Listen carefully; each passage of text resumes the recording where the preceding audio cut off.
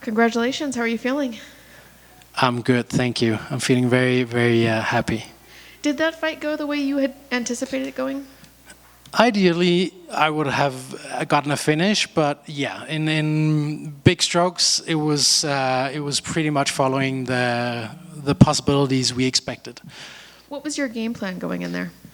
Well, the game plan was to get the striking going and not get hit by anything stupid. Like, he's such a skilled striker, so and he's very explosive, very fast. So especially in the first couple of minutes of every round, so we didn't want to walk into anything stupid. So kind of played safe on the outside, poke him a little bit, and then as the round progressed, maybe seek out the clinch or put the pressure on him, changing angles and going into some exchanges. Was there anything about him that surprised you? It's not to sound arrogant, but no, it was very much what we expected. But we also anticipated him being very, very good. So it's not like a knock on Salikov. It's just like he's so good, but he did what we expected.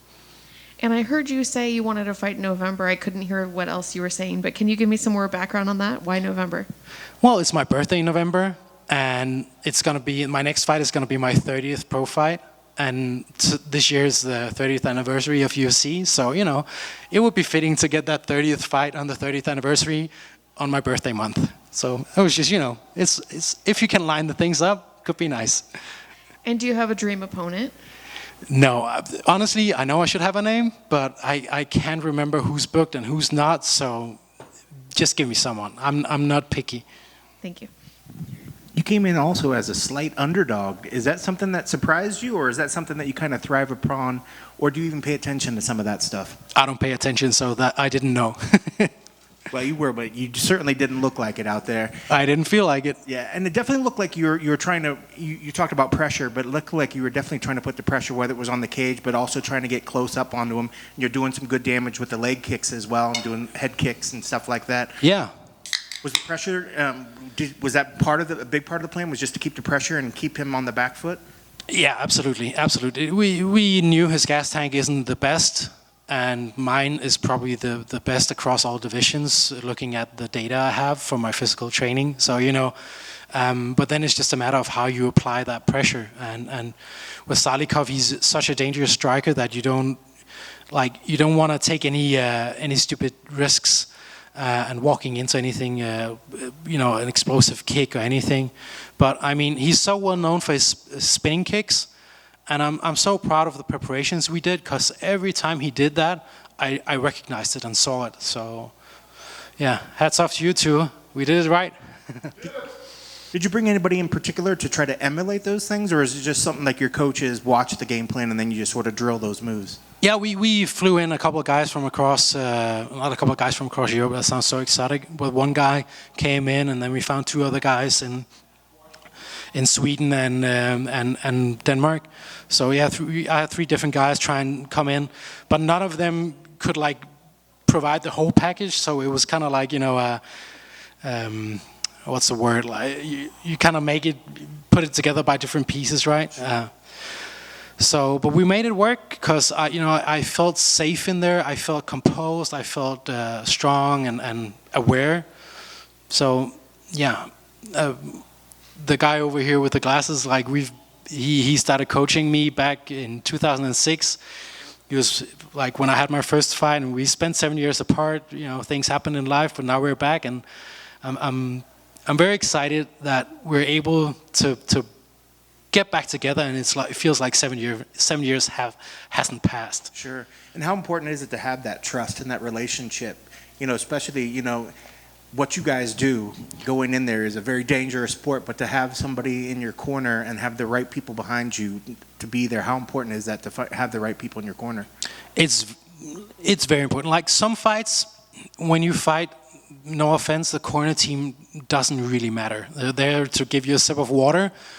But if everything goes smooth, if you're prepared properly, the work's already done. The work's already done. But yeah, in some fights, it matters so much. But of course, it's always nice just to have the right people around you. And it's not like I've had a bad bunch of people around me. It's just now I'm back with a guy I've worked with and known my entire adult life. And that's just an extra cherry on the top. And something you said that I'm interested when you were talking about the data, when you're talking about like looking at probably in your training, are you one of these guys that gets very, very technical and does all the numbers in your practices and training to fully understand how well your body's operating? Yeah, absolutely. I'm a data geek, and I'm working with an amazing scientist, Dr. Kenneth J, who's helping me with my physical training. And he's a huge data geek. So yeah, we geek out over all kinds of data, heart rate, lactic acid tolerance levels, stuff like that. So yeah, I pay attention, but in the end, MMA is such a complex sport. So yeah, okay, I can do a 5K on a rower at this time, but that doesn't mean that I'm necessarily a good fighter in the cage. So it only goes so far because the sport is so complex. Well, speaking of that, I mean, I'm sure you've seen growth in your game. So if you had to rate yourself on where you think you eventually will be, and a lot of times in games, video games, somebody's rated like a 70% or an 80% on the staff. Where do you think that you are in your overall scale of where you will be eventually? Where do you fit now to where you think you will be at some point? Like, are you asking how good you feel right now and how well you perform? Where do you at right now? Like, you 8 out of 10? Are you a 9 out of 10? Okay. Are you just halfway along your game? Are you still learning? Well, it feels like I'm growing all the time. Even though I'm 38, I don't feel my body is limiting me. Oh, that's a tough word for me to say right now. I'm not limited by my physicality. So things evolve, progress. It's difficult to say. I feel like I'm still developing. So yeah, I'm just gonna keep on chiseling away at that whole thing. And I'm sure you want to stay busy. What's the perfect number of fights for you in a year where you feel like you're at your optimum best self? 3 to 4 a year. 3 to 4? Yeah, that's what 3 is happy medium. 4, that's a little bit busy, but still good. Yeah. 2 is a bit too little. That's awesome. Congrats on the victory. Thank you so much. Good questions. You mentioned in the post-fight interview that you're now the Danish fighter with the most wins here. How special is that for you? It's very special for me. I mean, for the rest of the world, it's just a fun stat. But, when I started doing MMA in 2006, Martin Kampmann I think he just got into UFC maybe or something like that, along those lines. So I've always looked up to him. And he's been, such a benchmark and such a beacon in Danish MMA. And now, I'm not saying that I've overtaken his position necessarily. He still has more UFC fights than me.